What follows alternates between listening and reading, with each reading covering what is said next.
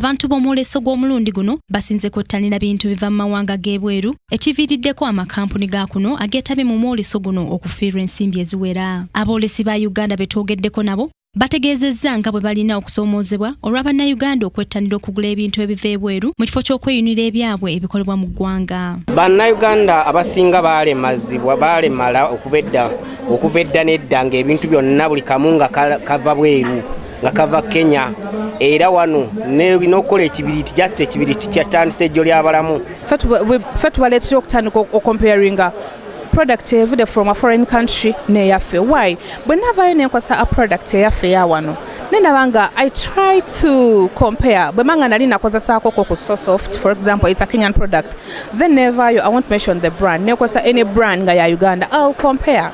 How long in terms of smell?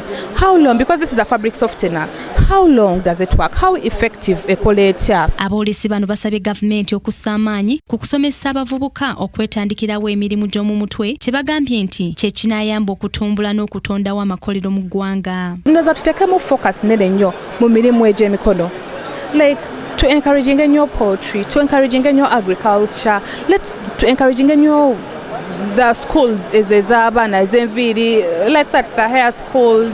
Akulira ekibiina omwegattira bannamakolero ekyawuma Sebagala Kigozi agamba nti si kya bwenkanya bannansi okweyunira okugula ebintu ebiva ebweru w'eggwanga ng'ate by'ebimu ku bikolebwa mu ggwanga. Abagula ebintu ebyebweru nze njagala nnyo okubasekerera nga tebannaba kulowooza ku byaffe bya wano.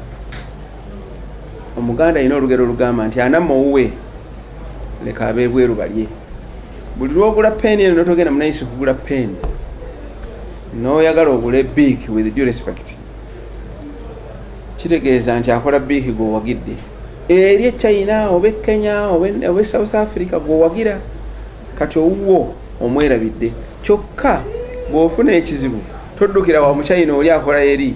Mucho bakugenda maaso n'okulaga bannayuganda obulungi obuli mu kugula ebintu ebikoleddwa okwabwe. Ebitongole bya gavumenti ebyenjawulo nga biri wamu n'ebibiina by'obwannakyewa biri mu kaweefube okumanyisa bannayuganda ku kwettanira okugula ebintu ebikolebwa wano olwo lwe kinaasobozesa ebyenfuna by'eggwanga okugaziwa.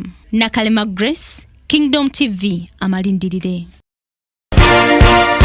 This is Kingdom TV.